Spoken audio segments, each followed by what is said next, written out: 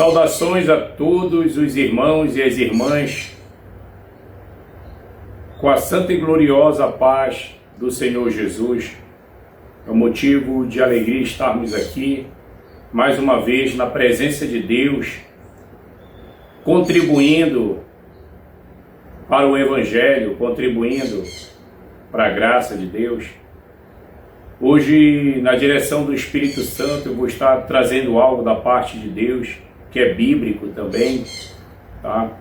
Hoje eu não vou estar pregando apenas, eu vou estar testemunhando. Há 17 anos atrás eu senti no meu coração em testemunhar. Eu era um novo convertido, ali 3 anos na caminhada, e eu me lembro que eu me preparei para testemunhar em uma congregação, uma igreja, e o Senhor falou que não era tempo. E eu compreendo ao longo desses 20 anos de caminhada que existe tempo para tudo, e nós precisamos desenvolver uma intimidade com o Espírito Santo de Deus para ser guiado e direcionado.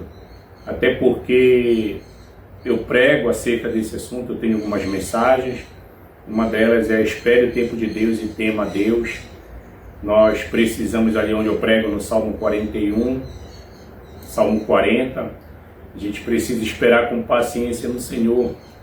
E depois de um processo, a gente venha testemunhar, mas Ele que vai nos firmar os nossos passos, colocar um cântico nos nossos lábios e nos guiar, assim como Davi disse no Salmo, que nas congregações ele testemunhava acerca de Deus. Tá? Testemunho é bíblico, é uma ferramenta poderosa para ganhar almas. No Antigo Testamento fala sobre isso. O testemunho verdadeiro ganha almas. O próprio apóstolo Paulo, a partir do capítulo 22, ele conta o seu testemunho até o 26 por 4 vezes. Se você for meditar, e o texto que eu vou estar lendo para começar a testemunhar encontra-se no livro de Marcos. Louvado seja o nome do Senhor. Avivamento. Diz assim a palavra de Deus, olha. E eles começaram a suplicar-lhe para que saísse das suas regiões. E entrando ele no barco, suplicava-lhe o que fora possuído pelo demônio, que pudesse estar com ele. Todavia Jesus disse não permitiu, mas disse: vai para a tua casa, para os teus amigos, e anuncia-lhes quão grandes coisas o Senhor tem feito, e como teve compaixão de ti. E ele partiu e começou a divulgar em Decápolis quão grandes coisas Jesus lhe fizera. E todos os homens se maravilhavam. Queridos, essa passagem bíblica fala sobre o endemoniado de Gadareno, de Gadara. Esse homem que todos nós sabemos a história, que durante um período da sua vida ele foi escravizado por uma legião de demônios, onde ele perdeu a sua identidade, onde ele perdeu sua família, o seu lar, morava nos sepulcros, mudou até o nome dele, não era mais conhecido como fulano, ciclano, mas era conhecido como endemoniado. E Jesus entra na vida desse homem e o liberta. E diz a palavra de Deus que agora, esse texto que acabamos de ler, ele desejou ir até com Jesus. Jesus pediu para que ele ficasse ali e testemunhasse o que Deus fez na vida dele, o que Jesus fez na vida dele. E ele testemunhou, uma cidade ficou pequena, e ele foi e testemunhou em outras cidades, em Decápolis. Lembrando que hoje nós temos as redes sociais, e eu espero que esse testemunho venha alcançar algumas pessoas, você vai compreender. Mostre para o seu filho esse testemunho, mostre para o seu pai que Jesus Cristo é o mesmo ontem, hoje e eternamente, Ele não muda. Assim como Ele operou no passado, Ele opera nos nossos dias. Queridos, a minha história, ela começa, eu quero começar bem no tempo do casamento entre meus pais, para que você venha compreender algo que foi gerado ao longo da minha vida nesses 49 anos. Eu estou às portas de completar, para a glória de Deus, 50 anos de idade. 20 anos na caminhada e como pastor há 10 anos. 11 anos, está indo para 11 anos agora em abril. Julho, 14 de junho do ano de 2015, eu recebi a unção de pastor. Louvado seja o nome do Senhor. Eu vou pregar algumas coisas espirituais, não estou aqui para denegrir a imagem de ninguém, ou muito menos religião de ninguém. Eu vou contar parte da minha história. Esse testemunho vai ser dividido, creio eu, em 2 vezes, em 2 etapas. Foi a ordem que o Senhor me deu, tá? Meus pais casaram, a minha mãe tinha 18 anos, ela já veio para a capital, Belém do Pará, ainda criança, morar na casa de família, ali como empregada doméstica.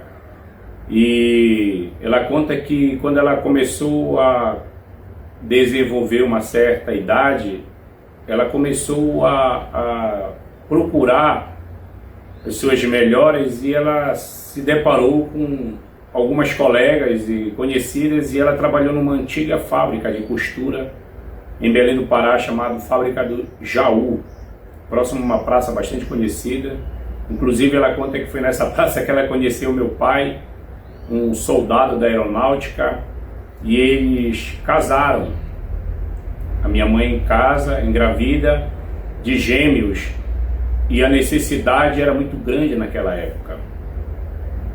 A medicina não era tão evoluída e quem tinha o acesso à medicina normalmente eram pessoas com poder aquisitivo melhor. Então ela não teve todo aquele acompanhamento como nós temos nos dias de hoje. E ao nascer, um morreu dentro do ventre dela por omissão médica, demorou muito para ser ajudada, foi parto normal, e o negócio era tão sério, irmão, a falta de ética, de temor de Deus, eu posso assim dizer, que o médico entregou o meu irmão, o primogênito, Charles Libório, na mão da mamãe e disse: leva para morrer em casa. Louvado seja o nome do Senhor. E Deus teve misericórdia do meu irmão e tem um plano na vida dele também, como Ele tem na vida de todo aquele que vai estar ouvindo essa palavra, essa mensagem. E a Bíblia diz que crê no Senhor Jesus e será salvo tu e a tua casa. É um verso bastante pregado, e eu gosto disso no Novo Testamento. No Antigo, Josué fala, eu e minha casa serviremos ao Senhor. São 2 palavras maravilhosas, palavras proféticas, né? Atraindo o desejo de todo homem e toda mulher para dentro da sua casa, a presença de Deus. Então, nasce... A minha mãe passou um período de tempo muito triste, abatida, e agora ela é engravida e nasce a minha irmã, Sheila. A minha irmã ainda criança, por um descuido da mamãe ali, nos afazeres domésticos, cuidando de comida, de roupa, um bairro de periferia, poços de boca aberta, minha irmã cai no poço. Quando a minha mãe sentiu falta, correu atrás, a minha irmã estava no fundo do poço, e ela olhou e se desesperou e pulou no poço gritando. Os vizinhos vieram, acudiram, e falta de preparo muitas das vezes para fazer os primeiros socorros, dava tempo. A mamãe falou que pelo que ela viu, ela ainda estava meio, o corpo dela estava um pouco quentinho ainda, e ela veio a falecer. A minha irmã faleceu. Daí naquele momento em diante a minha mãe entrou num quadro de depressão, nós sabemos. e à base de muitos medicamentos, e ela queria cessar a madre, não queria mais gerar. E meu pai conversa, bora tentar mais uma vez para ocupar o lugar da Sheila, que faleceram ali por volta de 3, 4 anos de idade. E ela engravida agora do meu irmão Jefferson. E ela decidiu ali cessar. Só que mais uma vez, ali aquela insistência do meu pai, e o que acontece é que o meu irmão ainda estava amamentando, irmão. 6 meses, e agora ela veio engravidar de mim. Aqui é um ponto que eu queria chegar, muito importante. Quando ela engravidou, com 6 meses ainda amamentando o Jefferson, ela não queria ter mais filhos. Foi quando eles tiveram uma ideia diabólica, maligna, de abortar. Eu soube dessa história depois de muitos anos, pela boca do meu tio, e eu vou chegar lá daqui a pouco, você vai compreender o que aconteceu. E a minha mãe, o meu pai, na época, ele tinha alguns conhecidos, influência e tudo, e deu um chá para minha mãe abortar, muito famoso e conhecido dos antigos, um chá abortivo, chá de maconha, tá? Não faça isso. Jeremias capítulo 1 vai dizer: antes de ser formado no ventre da tua mãe, eu já te constituí profeta às nações. Eu te vi ainda informe dentro do ventre materno. Deus fala no Salmo 139, Salmo de Davi.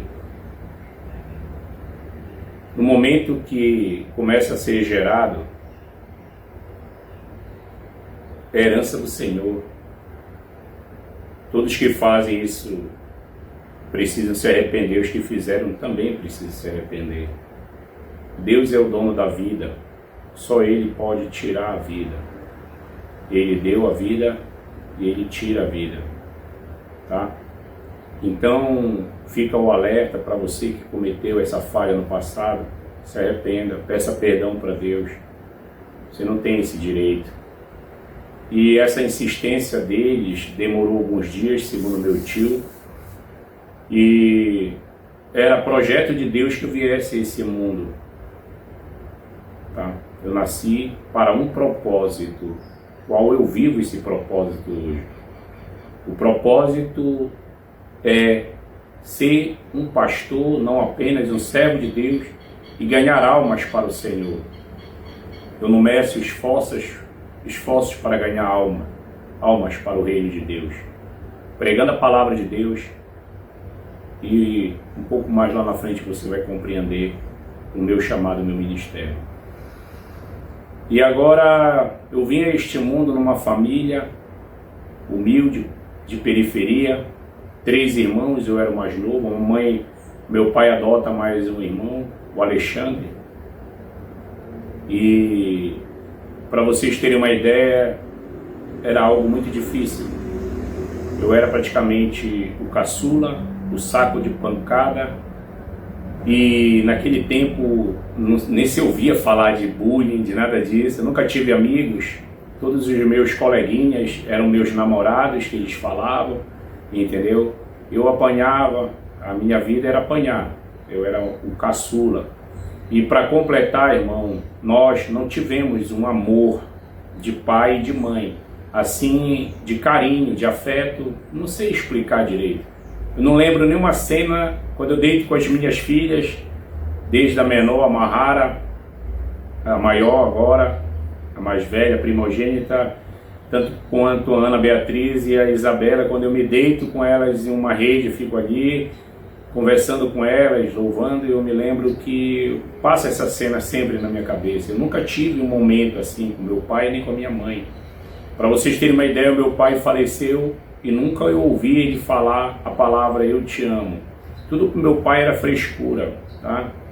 Nunca teve esse afeto natural que o apóstolo Paulo fala, nunca tivemos isso. Tá aí então o motivo de tanta briga, de tanta agressão, de tanta violência doméstica, de tanta confusão. Meu pai era alcoólatra, nunca deixou de beber, morreu novo com 53 anos. Meu pai vivia em adultérios, foi descoberto filho fora do relacionamento logo depois, tá? Então tudo isso para vocês terem uma ideia, uma família muito conturbada. A minha mãe agora ali cuidando da gente no lar, nunca desenvolveu uma estrutura de ensinamento correto, e nós fomos desenvolvendo uma estrutura sozinho praticamente na rua, e algo começa a acontecer na minha vida.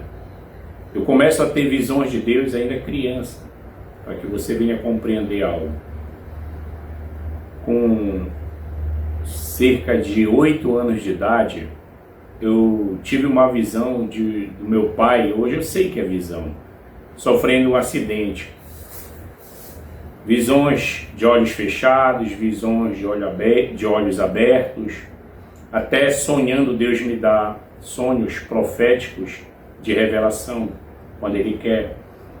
Hoje orando e de outras formas mais que o Senhor tem me revelado as coisas pela sua infinita misericórdia. Hoje eu sei, 1 Coríntios capítulo 12, que trata-se de dons espirituais.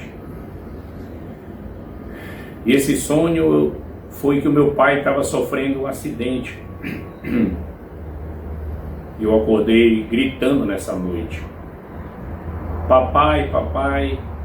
E a mamãe desesperada: te acalma. Quando foi no outro dia, tocou o telefone, meu pai estava em uma clínica conhecida em Belém como a Clínica dos Acidentados, pela empresa que ele trabalhava, agora como mecânico de máquinas pesadas. E ali ele estava muito mal, tudo quebrado em cima de uma cama. Nós fomos lá ver, e ali o Senhor começou a me dar algumas visões, irmão. Certa feita eu tive outra visão, nessa vez foi um sonho. Eu via eu em cima de um púlpito, hoje eu sei que é um púlpito todo de preto, com uma Bíblia na mão. E ali os meus pais, a minha mãe falou que eu ia ser um padre. E até me levaram em um lugar desses de preparação de padres, conversaram com eles. Como eu tinha 9 anos, eu precisava terminar a primeira etapa dos meus estudos. Com aproximadamente 10 para 12 anos de idade, eu ia ingressar naquele lugar e passar um período de tempo, onde eu ia estudar teologia e outras coisas mais, desenvolver e ir para outro estado. E isso nunca se concretizou, porque na verdade a vontade de Deus era que eu viesse ser o que eu sou hoje, um servo de Deus, um pastor. O tempo foi passando, irmãos. Quando eu contei essa visão, preste atenção nesse detalhe, o mundo espiritual começou a trabalhar, a conspirar contra a minha vida. Eu não sabia que eu ia ser um pastor, mas quando eu abri meus lábios, como José abriu os lábios para falar para os irmãos, o diabo começou a tramar ali, conspirar contra, ao ponto de tentar tirar a própria vida de José, como nós sabemos da história. No meu caso foi diferente. Preste atenção no que aconteceu. Estava eu brincando numa rua, onde havia nós chamamos vala, águas de esgoto, e eu vi alguns peixinhos de esgoto e um sapo, uma rã, não sei o que era aquilo. Eu peguei algumas pedras e comecei a atirar naqueles animais ali. Comecei a jogar pedras. Eu saio dali, queimando em febre, passo pelo corredor da nossa casa e vou me deitar. E a mamãe achou aquilo estranho, que eu não era de chegar em casa para me deitar. Eu estudava nessa época no período da tarde, e isso era por volta de meio-dia. Queimando em febre, a minha mãe não sabia o que estava acontecendo, eu delirando. E algo muito triste aqui, familiarmente falando, que a minha mãe, ela frequentava, eu ia esquecendo desse detalhe, depois da morte da minha irmã, ela começou a frequentar centro espírita, tá? Isso é abominação para Deus, consultar os mortos, nós sabemos que não são mortos, são demônios. Após a morte segue-se o juízo. Pode tentar revirar esse texto de Hebreus 9, 27 de ponta cabeça, mas a realidade é essa. O próprio Davi disse isso. Quando morreu o seu filho com Betseba, ele disse: a criança não pode mais voltar, mas eu irei até ela após a minha morte. Isso encontra-se no capítulo 1 a Samuel, capítulo 12.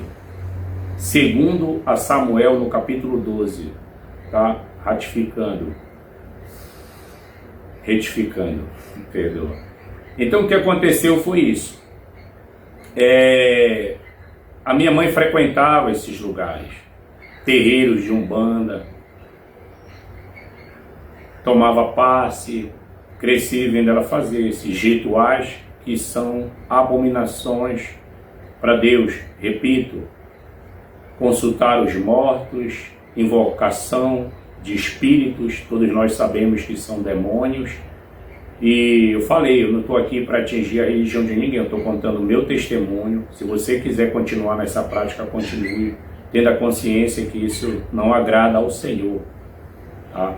Nós não podemos servir a dois senhores.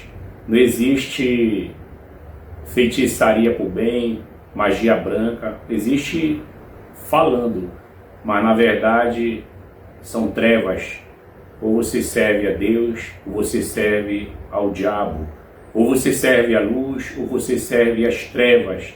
Tá? Não existe servir a dois senhores. O próprio Senhor falou isso aí. E ela me levou numa mulher, e essa mulher, presta atenção nisso, irmão.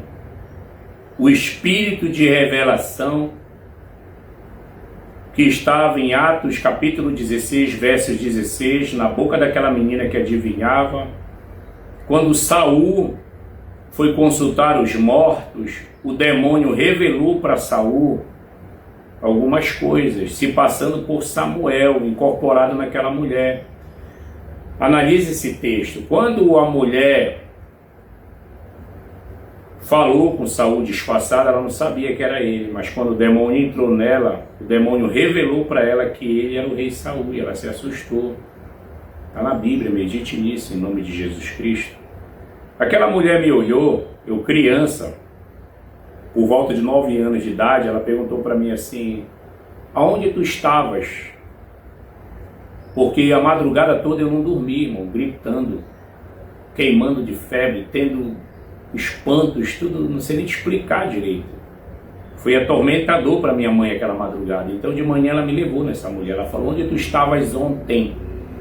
E eu olhei para ela e falei: não lembro, ontem. Foi, onde tu estavas ontem por volta de meio-dia? Aí eu me lembrei. Eu fiquei com vergonha de falar que eu estava matando aqueles pobres animais, né? Aqueles peixinhos de vala, aquele sapo, aquele negócio. Ela falou: fala, você estava judiando, ela usou esse termo, você estava judiando dos animais que pertencem a Iemanjá. Falou assim mesmo. E ela se irritou contigo. Agora é preciso ela liberar para ti um perdão, mais ou menos isso, mas é preciso fazer um ritual. O diabo trabalhando na minha vida para me amarrar no reino das trevas. Minha mãe foi e comprou todo o material, ela fez ali um ritual, tá? No primeiro dia, alguns banhos de erva, algumas rezas, mas no segundo dia foi feito um ritual, tá? Eu não vou entrar em detalhes nesses rituais, porque não é válido, irmão. Mas a vontade do diabo, segundo um pastor, agora 10 anos na caminhada com o Senhor aproximadamente, ele revelou esse dia e disse que o inimigo queria abrir um corte no alto da minha cabeça para fazer um pacto de sangue, porém Jesus não permitiu isso. Mas essa era a vontade do inimigo, porque naquele dia em diante a minha vida se tornou um inferno, irmão. Estou te falando. Eu me tornei um menino agressivo, violento, mentiroso. Comecei a roubar com 9 anos de idade para 10 anos. Comecei a roubar. E eu entrava nos supermercados, por várias vezes eu fui pego roubando, apanhei, desde criança, irmão. A minha vida, as mães não gostavam que seus filhos brincassem comigo, porque eu era muito violento. Por várias vezes, teve uma criança que eu tiro a visão, eu cego ela. Com estilingue, era muita maldade, muita perversidade. Os animais sofriam nas minhas mãos. Gato, cachorro, entendeu? Eu fiquei diferente. Fiquei muito diferente. Por causa desse ritual que foi feito. Eu falo sem medo de errar. Eu não me tornei mais uma criança normal. Num lar destruído, saco de pancada. Aos 15 anos de idade, um vizinho chamado Sérgio me chama. Hoje ele é servo do Senhor, e falou assim para mim: tu não tem interesse nessa época eu treinar basquete, em treinar boxe? Eu disse: eu vou falar com a minha mãe. Eu não tinha dinheiro para comprar ali, para pagar a mensalidade. E eu entrei em uma academia de boxe. Quando eu entro nessa academia de boxe, parece que eu juntei a fome e a comida, irmão. Eu me tornei mais agressivo ainda. Qualquer coisa eu resolvia na pancada, tá? Eu fazia dessa forma. Começou uma vida de agressividade, violência, brigas e brigas na escola, por onde eu andei, eu deixei rastro de violência. E aí, queridos, eu fui crescendo, aí agora eu completo 17 anos, vendo o meu pai por várias vezes alcoolizado, mas acontece algo que eu queria falar para vocês, para você pai. Primeiro para você pai, presta muita atenção. Eu tinha sonhos, como todo jovem tem, e aos 15 anos de idade, o meu pai ele recebeu uma indenização de uma empresa. Quando eu era criança, eu sentia um amor muito grande pelo meu pai. Aos 15 anos, esse amor passou a se tornar frustração e depois virou ódio, para vocês terem uma ideia, por causa de muitas coisas. Isso aqui contribuiu também. O meu pai, além de ser um alcoólatra, ele agredia muito a minha mãe com palavras. Porque quando ele foi agredir a minha mãe fisicamente, ela conta que ela era estava com criança de colo, ela jogou um vidro de acetona, naquela época não era de plástico, era de vidro, pegou na testa dele, abriu, fez um corte, ele ficou com medo, ele foi lá pro banheiro e ela botou uma água no fogo para ferver, ela disse: se ele vier pra cá me agredir, vou dar-lhe uma escaldada nele. Ele ficou com medo da mamãe, matar ele dormindo, e nunca mais bateu nela.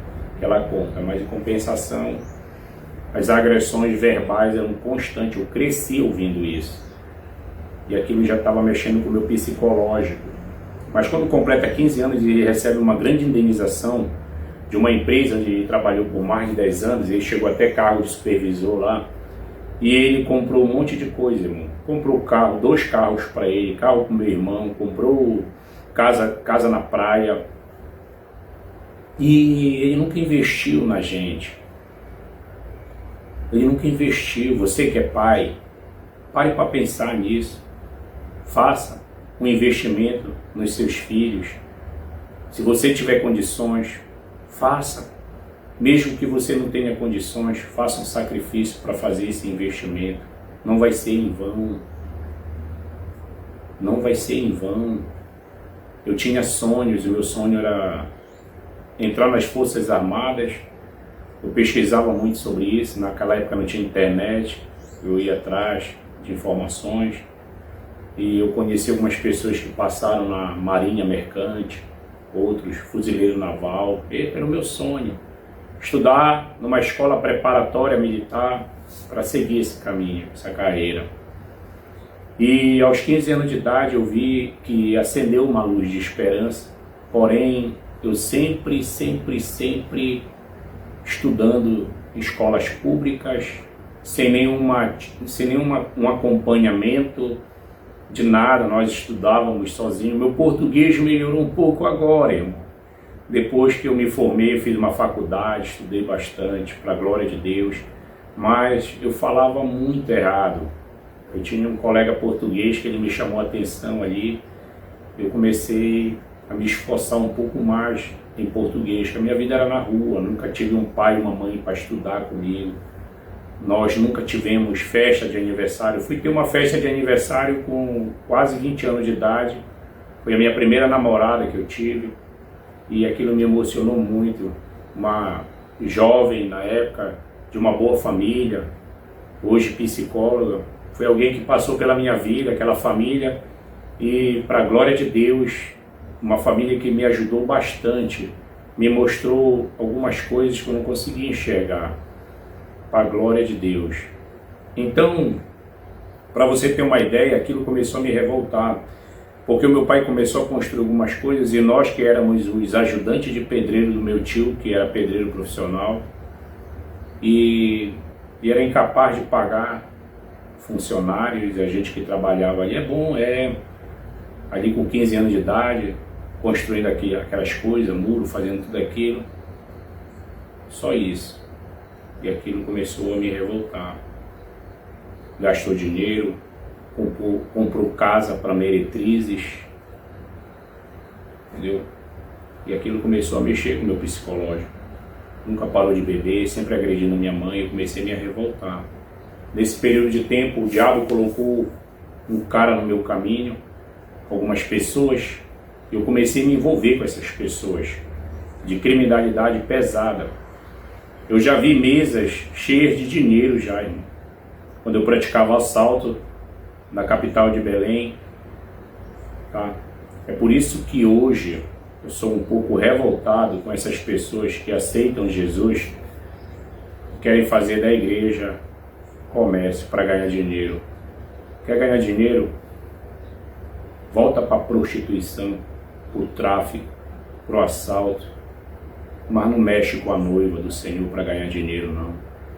Tem gente que era pobre, e está encontrando no Evangelho uma forma de enriquecer. E tem outros que era ladrão, pegou no dinheiro, não deu certo lá e quer comercializar o Evangelho. Para com isso, irmãos. Bora parar com isso.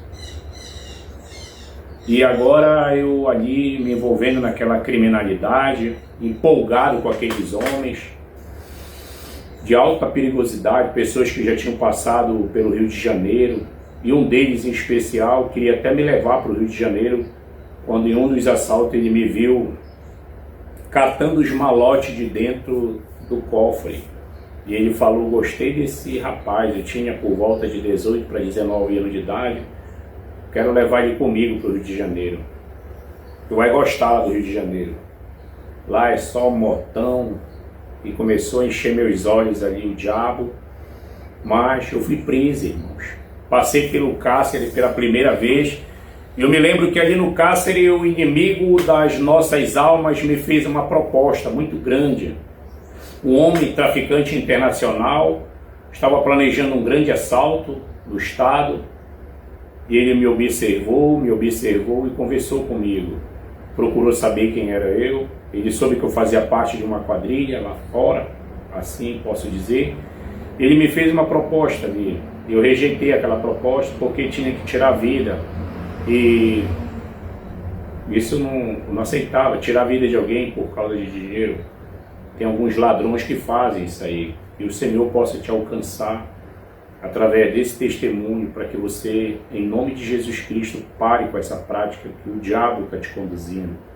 Saí daquele presídio com a intenção de dar a volta por cima, não queria mais ficar ali. Eu passei 8 meses preso, recluso no ano de 1997, e eu começo a estudar para fazer uma faculdade. A minha vontade era passar no curso de Direito.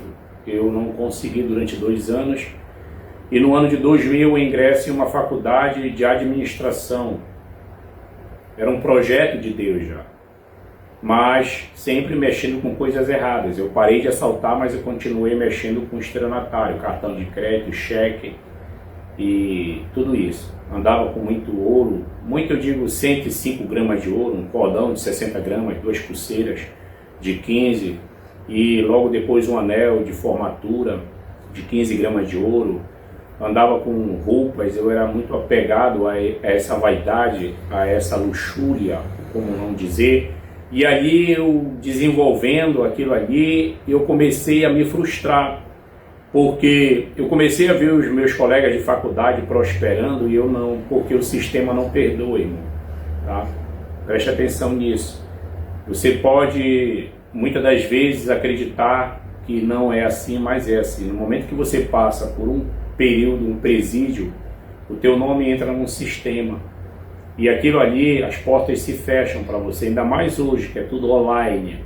Tá? Quem é que vai dar uma oportunidade, ainda que você esteja cursando uma faculdade, eu pagando alguns advogados para limpar o meu nome, entre aspas, limpar entre aspas, porque o sistema sempre vai acusar. É incrível isso, tá? E a porta se fecha mesmo. E aquilo começou a me revoltar. E eu comecei a usar drogas como refúgio para tentar aliviar a minha mente. Eu já estava no último ano de faculdade, no ano de 2013 eu comecei a fumar maconha. Da maconha foi um passo muito rápido para a cocaína. Tá? Nessa altura meu pai já tinha falecido. Um ano depois que eu saí do presídio, meu pai faleceu, com 53 anos de idade. Morreu muito novo. Porque ele nunca quis prolongar os seus dias na terra. O pecado é assim. Ele transborda, chega um tempo. Alguns ficam velhos, outros não. E o meu pai ali, por problemas de saúde, fumando desde cedo, bebendo desde cedo e cometendo muitas coisas erradas. E ele, infelizmente, perdeu a sua vida, muito novo. E eu vou, agora envolvido em drogas, revoltado na sociedade, começo a me aprofundar mais e mais e mais nas drogas, começo a me encher de tatuagem, abri um estúdio de tatuagem. Nessa altura eu cuidava de uma academia que nós éramos sócios, eu e meu irmão, de musculação, no fundo da casa da minha mãe. Nós montamos uma pequena academia ali, foi com aquele dinheiro que eu paguei a minha faculdade, com muita dificuldade, mas algo me chama a atenção aqui. Quando eu já estava praticamente no fundo do poço, agora começa a minha conversão para a glória do Senhor. Como Jesus entrou na minha vida. Frustrado, revoltado, oprimidíssimo, cocaína já não fazia efeito no meu nariz, eu já estava aplicando, injetando na minha veia. E as pessoas que começam a se injetar, todo mundo sabe que as pessoas começam a se afastar dela por dois motivos. Um, com medo dela morrer ali, e o outro justamente porque a pessoa ela quer se isolar. É uma estratégia do adversário de isolar e aquela pessoa tirar a própria vida, ou de overdose ou cometendo suicídio de outras formas, porque as drogas, queiram ou não queiram, é uma forma de cometer suicídio prolongado, mas é. Deixa eu te falar o que aconteceu. Estou tatuando, me enchendo de tatuagem. Um jovem chamado Serginho, isso, duas pessoas já tentavam me evangelizar e não conseguiam, porque eu bloqueava. Eu não queria saber de Jesus. Sabe por quê? Porque eu sabia que se eu desse um passo para alguma igreja, para servir a Deus, a minha vida precisaria mudar. Eu creio que muitos que vão ouvir esse testemunho pensem da mesma forma. Eu não vou dar um passo, porque se eu entrar ali naquele negócio, eu vou ter que deixar de fazer isso. quem tem consciência de verdade do que é o Evangelho. Hoje, embora esteja tudo mudado, mas ainda existem pessoas, e o Espírito me revela aqui, que vão ouvir esse testemunho, que faz parte da criminalidade. Esse testemunho aqui, quando eu queria contar ele há 17 anos atrás, Deus não deixou, por causa de um homem, tá? Um homem que vai ouvir esse testemunho e vai se converter. E se isso acontecer, eu creio que vai acontecer porque Deus é fiel, o que Ele me mostrou há 17 anos atrás vai se cumprir. Eu não nasci em vão. Talvez, meu querido, você não queira aceitar Jesus porque você sabe que no momento que tu der esse passo para Jesus, tu vai ter que mudar o teu estilo de vida. Não como nós estamos vendo hoje, as pessoas aceitando Jesus e continuando o mesmo lixo ambulante, a mesma porcaria, o mesmo ladrão, o mesmo mentiroso, o mesmo prostituto, o mesmo cachaceiro, o mesmo homossexual, o mesmo idólatra, o mesmo mentiroso, o mesmo adúltera. Isso não é evangelho. Eu sei que nós precisamos passar por um processo de transformação, mas muitas pessoas já estão há anos na igreja e nunca mudaram, e nunca vão mudar, porque o próprio Cristo falou, não para entristecer a gente, mas para abrir o nosso entendimento, que dentro da igreja vai ter o joio e vai ter o trigo, irmão. Tem gente que é trigo, que tu pensa que é joio, como muitos pensavam que eu era joio, mas eu era um trigo. Te lembra de Moisés? Quando Zípora chegou com Jétro e falou, papai, tem um egípcio lá fora que ajudou a gente. Ele não era egípcio, ele era hebreu. Ele estava se vestindo como egípcio, mas ele era hebreu. O coração dele era de hebreu e ele era um hebreu. Assim somos muitas vezes confundidos com egípcio, mas nós somos, entre aspas, você compreendeu a metáfora de Hebreus. O que aconteceu? Eu rejeitava, porque eu sabia que no momento em que eu aceitasse Jesus e fosse para alguma igreja, eu ia ter que deixar de me prostituir, coisa que eu fazia com muita frequência. Eu ia deixar de beber, eu ia deixar de ir para as festas. Hoje está banalizado. Tu pode te encher de tatuagem, pode fazer tudo. Tá? O que acontece? Serginho me chama e fala, Wellington, tem um tatuador que veio de fora, o cara trabalha muito bem. As tatuagens dele são caras, mas são bonitas. Disse, vamos lá que eu quero dar uma olhada no trabalho dele. Quando eu cheguei lá, a primeira coisa que eu me deparei foi uma folha de maconha desenhada no papel, escrito na parede. Maconha causa perda de memória e outras coisas que eu não lembro mais. Já achei logo engraçado, conheci o look. Marquei, escolhi a tatuagem e na minha primeira sessão de tatuagem, num sábado, olha o trabalhar de Deus, irmãos, é incrível isso. Irmão, não duvide do agir de Deus, tema Deus, fique calado, analise o que vai ser falado aqui, porque o Espírito Santo de Deus, ele dá dons aos homens. Só que dons não é garantia de salvação para ninguém, irmão. Nunca foi, nunca vai ser. Até onde eu sei, Judas expulsava demônio. Até onde eu sei, Judas orou por cura, provavelmente quando ele foi enviado. No nome de Jesus Cristo, eles expulsaram demônios, oraram por cura, mas Judas morreu sem salvação. Esse homem, antes de me tatuar, aos sábados, ele marcava as sessões para o sábado. Era uma tatuagem que ia dar mais ou menos umas 3 a 4 etapas. Nós fumávamos um cigarro de maconha e logo depois, sabe o que ele fazia? Pregava a Bíblia, irmãos.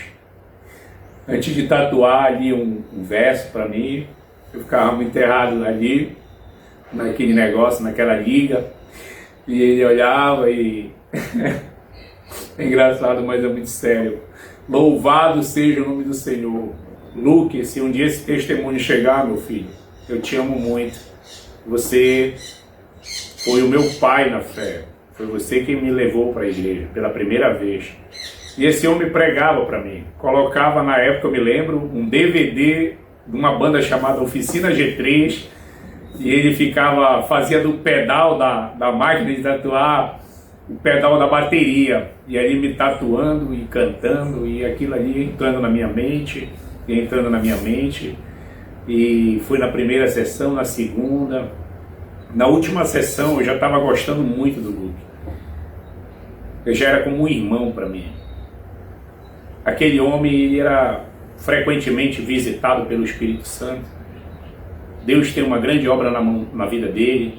Lembrando, visitado porque a vontade de Deus, quando ele fala, no capítulo 14, 15 e 16 do livro de João, uma das vontades de Deus é que quando o Espírito Santo viesse, fizesse em nós morada, mas o Espírito Santo ele não compactua com coisas erradas, com vícios, com drogas, com nada disso, com prostituição, com mentira, tá?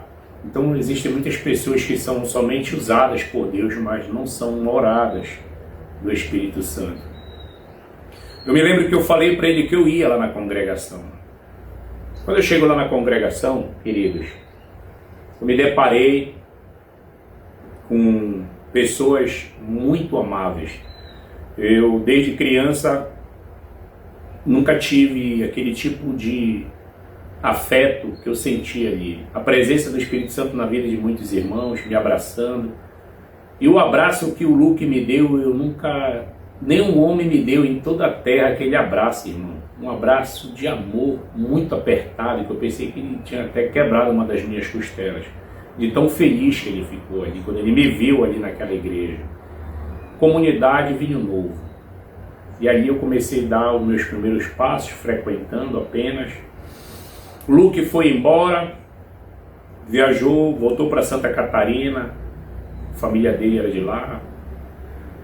O testemunho dele é muito forte também, ele perdeu os pais quando ele era criança em um acidente de carro, morreu o pai e a mãe no mesmo dia. O irmão dele é pastor.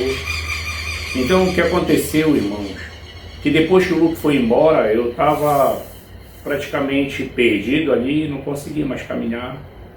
Até então eu não tinha aceitado Jesus, eu tinha frequentado, Jesus tinha me mostrado uma partícula da diferença entre o justo e o ímpio, dos irmãos, das pessoas que eu andava outrora, viciados, travestis, prostitutas, ladrões, traficantes. A minha vida foi muito oprimida, girando em torno dessas pessoas, todas, grande parte da minha vida. Claro que eu conheci pessoas especiais também, de faculdade, formada, empresários, mas a minha inclinação por ser um viciado em drogas sempre foi a escória da sociedade, os desprezíveis, os vis. E o que aconteceu, que agora algo acontece que ia impactar a minha vida. Eu, dentro da minha casa, numa segunda-feira, eu via quando o meu espírito saía do meu corpo e atravessava a parede. Isso aqui é muito sério, é muito espiritual, mas eu preciso falar. O meu testemunho, ele é espiritual. Algo estava tentando tragar minha vida no mundo espiritual. Cães. E aqueles que são espirituais sabem que cães no mundo espiritual está relacionado à prostituição, área sexual, tá? A área sexual, lesbianismo, homossexualismo, prostituição, adultério. E eu me lembro, irmão, masturbação, pornografia, pedofilia, zoofilia, tudo isso aí está relacionado a esse espírito imundo que tem nome ele. Eu me lembro que eu me levantei, quando meu espírito entrou no meu corpo, dei um pulo, fiquei assustado com aquilo tudo, eu via ao meu redor os cães tentando me avançar. Inclusive eu sentia o cheiro de cachorro dentro do meu quarto, da boca do cachorro aberta, aquele fedor. E eu com medo, já era de madrugada aquilo, eu acordado, a luz acesa, eu embrulhado, com um pouco de medo. Eu tinha 28 para 29 anos de idade na época. Queridos, eu me lembro que eu com medo, embrulhado, de madrugada, por volta de 4 horas da manhã, isso começou a acontecer à meia-noite, eu não conseguia dormir, eu de olhos fechados, debaixo de um lençol, de um cobertor, eu escutei os passos dentro do meu quarto. A minha mãe morava só eu e ela, meus irmãos já tinham casado, e quando eu escutei esses passos, eram uns passos pesados, diferentes, que trazia medo. E eu me lembro que eu falei assim: em nome de Jesus, sai da minha casa. E a voz retornou, uma voz áspera, grossa, me chamou de maluco e falou: essa casa não é tua. Hoje eu sei que ele quer dizer casa espiritual. E eu, muita ousadia, saí debaixo daquele lençol, não vi nada, era espírito. Eu falei: eu vou te mostrar como é, porque já estava na minha mente aceitar Jesus, já estava na minha mente, por medo, procurar uma igreja evangélica e aceitar Jesus. Preste atenção no que aconteceu. Amanheceu, eu sem dormir, liguei para o meu tio, o meu primo, na verdade, um amigo primo. Vem aqui que eu quero muito falar contigo. Esse homem também me evangelizou muito. Ele já faleceu. Denilson Moura. Eu me lembro que ele chegou lá e eu falei para ele: me leva numa igreja que eu quero aceitar Jesus. Isso, já tinha passado um ano que eu tinha conhecido o Lucas, que eu tinha frequentado a comunidade. E ele me levou numa igreja, o pastor pregou a palavra ali, irmãos. E uma voz falou no meu ouvido: tu és como Pedro, tu negou Jesus a vida toda e tu vai aceitar Jesus agora? E o pastor fez o apelo, não conseguia levantar minha mão, me senti mal com aquela palavra. Presta atenção no que aconteceu, que eu já estou finalizando essa primeira parte do testemunho. Eu me lembro que eu fui para casa e aquela palavra me quebrava, irmão. Eu acordava chorando, dormia chorando, passava o dia todinho trabalhando, chorando. Eu me lembro de abrir a janela e olhar para o céu chorando, dizendo: eu fui como Pedro, eu te neguei a vida toda. Aquela palavra foi massacrante, porque a acusação do diabo sempre vai te botar para baixo. A repreensão de um profeta vai gerar em ti arrependimento, mas a acusação do diabo ele vai te oprimir, te botar para baixo. Quando, depois de 3 dias, irmãos, eu tinha acabado de deitar, irmão, eu vi o meu espírito parado de frente, diante de mim, em pé, e eu olhei para baixo e tinha alguém lavando os meus pés, dentro de uma bacia bonita, uma bacia, não sei que metal era aquele, mas era parecido com prata, inox, mais ou menos assim. E eu fiquei olhando de cima para baixo, aquela pessoa vestida de branco, os cabelos compridos, quando de repente ela enxugou os meus pés e ficou de pé diante de mim, olhou dentro dos meus olhos, e era Jesus, e ele falou: eu te amo. Me deu um beijo e disse: eu te amo. E desapareceu na minha frente, meu espírito entrou e eu dei um pulo e comecei a chorar muito alto dentro daquele quarto ali. Aquele peso do diabo, de Judas, caiu por terra. Lembra que ele lavou os pés dos discípulos? Eu me lembro que a minha mãe entrou no quarto. Que foi, meu filho? Que foi? Jesus estava aqui, mas Jesus veio aqui, Jesus veio aqui. E a minha mãe começou a chorar ali também. Havia uma presença ali extraordinariamente, não sei nem te explicar, irmão, a presença de Deus muito forte dentro daquele quarto. E eu disse, agora eu aceito Jesus. Fui para a igreja. Irmãos, quando eu estava na igreja novamente, visitando uma igreja, eu me lembro que aquela voz me chamou de ladrão, irmão. Ladrão. Eu era um ladrão. Eu fui um ladrão. Agora eu tinha uma gaveta lá na minha casa cheia de documento falso. Tudo que tu imagina tinha ali dentro. Carimbo, receituário médico. Eu tinha academia, eu receitava os anabolizantes para as pessoas comprarem nas farmácias. Eu vendia tudo aquilo. Várias identidades, talões de cheque, muita coisa mesmo. Onde todo mundo era proibido de mexer naquela... Proibido assim, a minha mãe, eu proibi minha mãe de mexer naquilo ali. Só para vocês terem uma ideia. E ele me chamou de ladrão. Tu és um ladrão, tu vai aceitar Jesus. Mais uma vez, irmão, eu não consegui levantar as minhas mãos na igreja. Presta atenção. Fui para casa, só que nesse dia Jesus não deixou aquela acusação maligna das trevas me destruir, não.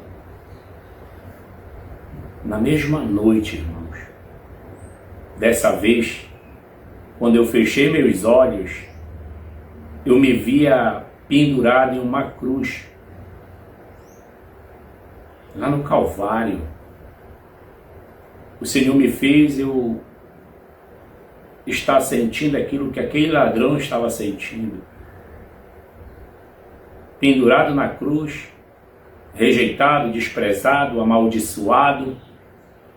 Mas Jesus olhou dentro dos meus olhos e falou assim mesmo, hoje mesmo estarás comigo no paraíso.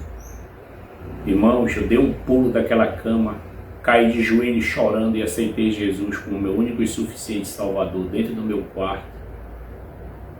Me levantei.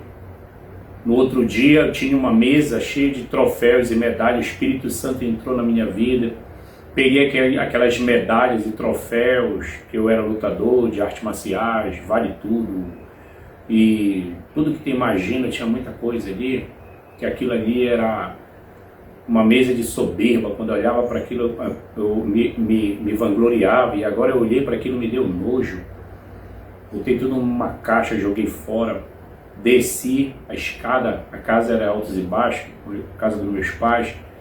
Eu desci, lembrando que morava só eu e minha mãe, eu abri a gaveta, peguei tudo aquilo, irmãos, levei lá para o fundo do quintal, toquei fogo, identidade, tudo que eu tinha ali eu destruí, que me condenava. E Deus começou a trabalhar na minha vida, muito forte mesmo. Aquela condenação da minha alma, daquela gaveta, caiu por terra. Foi quando a minha mãe percebeu verdadeiramente o que Jesus estava fazendo na minha vida. Parei de frequentar as festas, parei de beber, parei de usar drogas, eu parei de enganar as pessoas, eu parei de fazer todas essas coisas. E eu me lembro que um ano depois o Luke veio de viagem, ele bolou um cigarro de maconha, ele foi me visitar, nós fumávamos, saíamos para dar uma volta de carro e eu olhei para ele e falei para ele, não, Luke, me lembro como fosse hoje, 2 Coríntios capítulo 7, para que as promessas de Deus venham a se cumprir na nossa vida, é necessário nós nos purificarmos de toda imundícia, seja do corpo, seja do espírito. Louvado seja o nome do Senhor.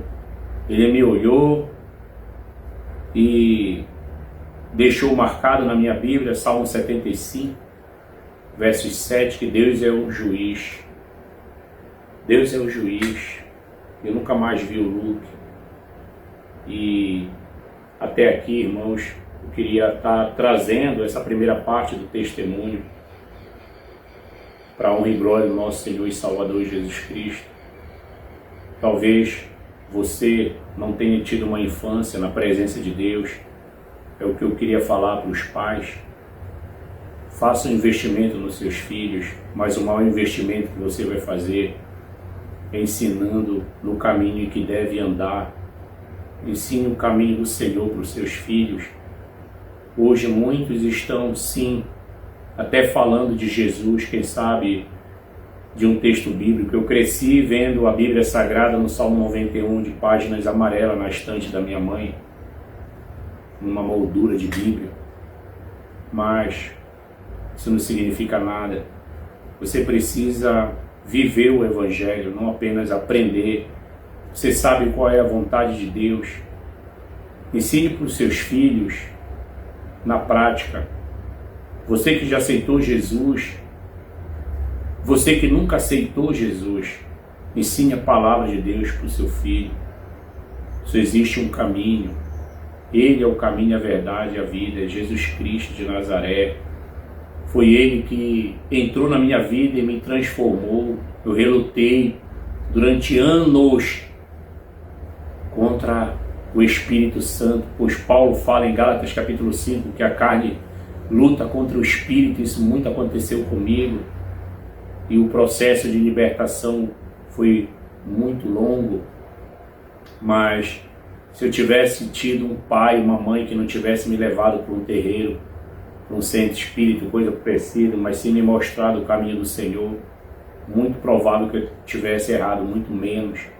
Um lar que eu tivesse recebido também amor, carinho, afeto, porque muitas das vezes as pessoas acham que geladeira cheia, despensa cheia, chave de carro, melhores roupas é tudo.